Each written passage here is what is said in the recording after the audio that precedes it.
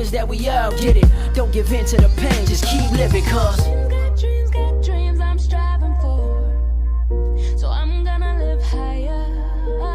I'm gonna live higher. I got dreams I'm striving.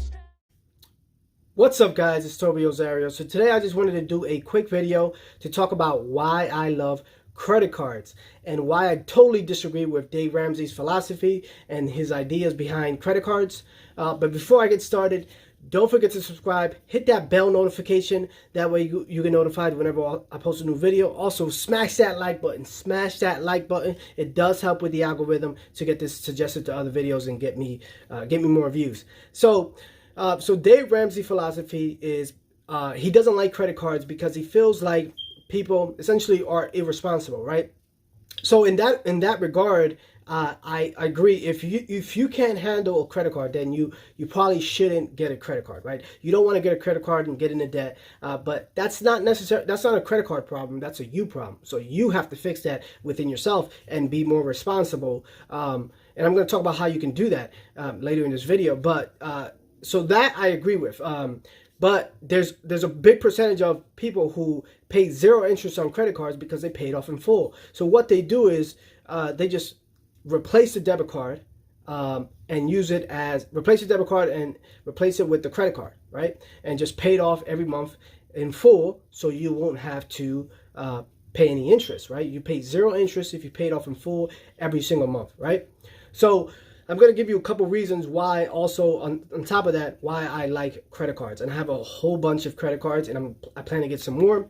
So one of the big reasons is because cash back. So there's credit cards that give you 2%, 5%, depending on the category, cash back. And you're probably wondering, I know Dave Ramsey talks about, well, I never met a millionaire who got rich off of millionaire reward points or cash back. But just think about this logic here, right? If you're going to a restaurant, right, and you're gonna pay for it either way, right? Either cash, debit card. Why not use your credit card, get rewarded cash back, or if certain category might be, restaurants, you get 2, 3, 4, 5 times for that particular category in that particular month, right? Why not get rewarded to use that credit card when you're gonna pay it anyway, when you're going to use when you're going to use cash, when you're going to have to spend that money anyway, regardless of if it's cash or through your debit card, you're going to spend that money regardless. So why not get some sort of incentive or reward, in this case cash back, to use that credit card? Does that make sense? I mean, that's just, if you like break it down in that simple terms, is you're going to spend the money anyway in the restaurant. Why not get some sort of incentive back or some sort of bonus and get that back, because you're going to spend the money regardless, right? So that's number one. And then it kind of perfect segue to my next reason I like credit cards is because you get reward points and you can redeem those reward points. Depending on, like, if you have Chase, you can buy some stuff on their portal. You can convert that into free flights. So that's which dives into my other thing. You get free flights. If you rack up a certain amount of miles when you spend that card. So if you're like, something that you would do normally is pay your rent, pay your gas, pay your groceries, pay your cell phone. Why not pay with a credit card and again get incentives back, get rewarded back with cash back, reward points, free flights. There's you can essentially fly for free if you have enough miles on your credit cards. This is probably one of the biggest things that I really love about credit cards is consumer protection. Think about this. So when you have a debit card and you lose that debit card, it's such a pain in the ass to get that resolved. Like, if someone using your debit card, because the reason is because it's tied to your bank account. A credit card, it's only tied to that card. So you can just cancel the credit card company, boom, cancel it right away. They'll send you out a new one. A debit card is tied directly to your bank. And another thing, like fraud protection and consumer protection in regards to like chargebacks. You can't. So if you buy an item with your debit card and you try to charge back that item, a chargeback is essentially like you're disputing that item, right, with the merchant. If you try to dispute that item with the merchant with a debit card, it's going to be very hard for you to win that case because it's a debit card. Credit cards have consumer protection. They err on the side of the consumer, use the credit card holder, and they're going to place that charge back for you if there's some sort of fraud or some sort of dispute, like where you received an item and it was broken or something like that, and the merchant doesn't want to give that back. But with credit cards, they fight for you really good. So that's really that's a big deal right there, right? Another thing is you can also so if you do a car rental, it's insured. You get insurance with your credit card company. So with a debit card, it's not insured. Does that make sense? So you get rental car insurance with your credit cards. So that's another thing. It also helps with building your credit, right? So if you start getting credit cards and you're making payments over time, it starts to help you build your credit. And when you have good credit, you can save a ton of money on interest, like for your car loans, personal loans, home loans, mortgages. So it does help you build your credit.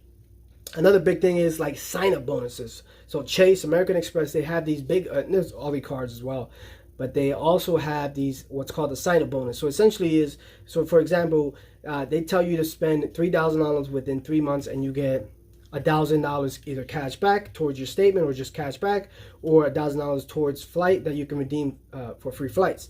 And you're probably wondering, well, I'm not going to spend $3,000. Like, you're probably thinking, why do I have to spend $3,000 to get $1,000 back? But again, think about this. You're going to use it on things you're going to spend money anyway. Rent. You can pay your cousins, your mother's, or your brothers, a family member's rent. Have them give you the cash, right? So you can do that. You can pay your rent. You can pay all your bills. If there's a big purchase for someone else, a family member or yourself, you can swipe it on the credit card and pay it off slowly, or pay it off since you were already going to pay, planning to pay that money down, pay that money. So that's another big thing. You get incentivized to meet a certain minimum spend with that credit card. Again, you don't want to spend the money if you're not, like, you don't want to recklessly spend the money. I want to be very clear. You don't want to recklessly spend the money. You want to be strategic. You want to spend it on things you were already planning to spend it on. Big purchases in regards to the sign-up bonuses, big purchases. Ask your family members, do you have any big purchase coming up soon? Let me know. I'll pay with my card, and you can reimburse me with cash, and then that cash you pay down the credit card. A good tip is so you don't miss a payment on that credit card, is to set it on auto pay. That really helps. Set it on auto pay. Again, the big trick is to replace your credit card, replace your debit card with the credit card, and just pay it off in full every month. So everything you normally would have done with your you normally would have done with your debit card, you swipe it on your credit card, and then you pay it off in full in every month. So you pay zero interest. You're gonna pay zero interest if you have a zero balance. So just keep that in mind. Another thing I like about credit cards is that it's revolving. What does that mean? So if I pay cash, let's say I pay $300 cash. Let's say I have $300 cash in my pocket and a credit card, right? And I paid $300 cash. Once I let go of that $300 cash, that money's never coming back. It's a one-time fee, a one-time transaction, right? That's it. I pay that $300 and it's gone. A credit card, it's revolving, so it never ends.